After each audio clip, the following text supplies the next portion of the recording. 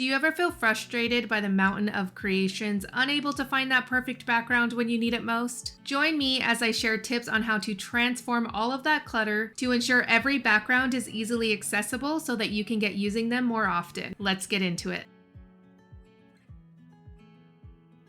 It's safe to say that I have quite the collection of backgrounds. Unfortunately, they've become a bit of a mess and I don't use them as often as I should. Looking through the chaos to find the right one is very frustrating to say the least. If you're in a similar situation feeling overwhelmed by your background stash, I'm here to share some tips to help you get organized so they're ready to use. Now to start, you're going to want to assess your collection first. Determine what you have and what your end goal is going to be. For example, I knew I wanted all of mine in envelopes and not to exceed one of these bins. Now it's helpful to divide your backgrounds into categories based on their types: distress sprays, oxide gel prints, magicals, watercolors, alcohol ink gel prints, and tags. They all deserve their own designated spaces. Now begin by picking out small piles from the bins and then sort them based on their type. As you sort through them, take the opportunity to purge any duplicates or items you no longer resonate with. It's a great chance to assess what truly inspires you and what you're likely to use for future projects. Now, after a while, I ran out of room on my desk, so I actually had to take out my extra table to continue sorting through all of these backgrounds with enough space to make all of my piles. Now, this did take quite some time,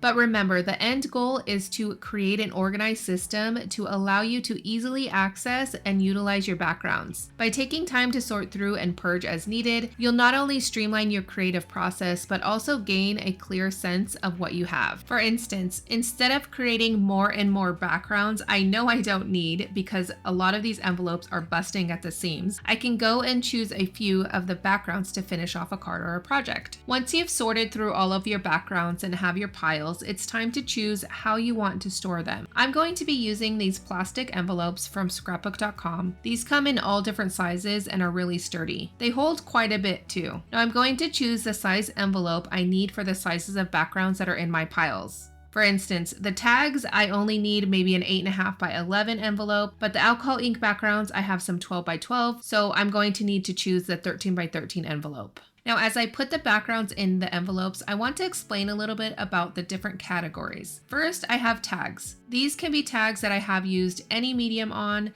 tags that are near completion, or ones that need a lot done to them to fit my style. I have alcohol ink backgrounds of all sizes, but separately I have almost finished backgrounds, and these can be done with any different medium. I chose what backgrounds go into this particular group if they have stamping or if they could easily be finished into a card with a quick sentiment. Next, I have gel prints. I categorize these into different groups. I have my alcohol ink prints in one envelope and my oxide prints in another one. And then of course I have all of my distress spray backgrounds in another one. I have to say that kind of slow because I always get caught up on those words together. All right, as you can see, I have purged a ton of backgrounds.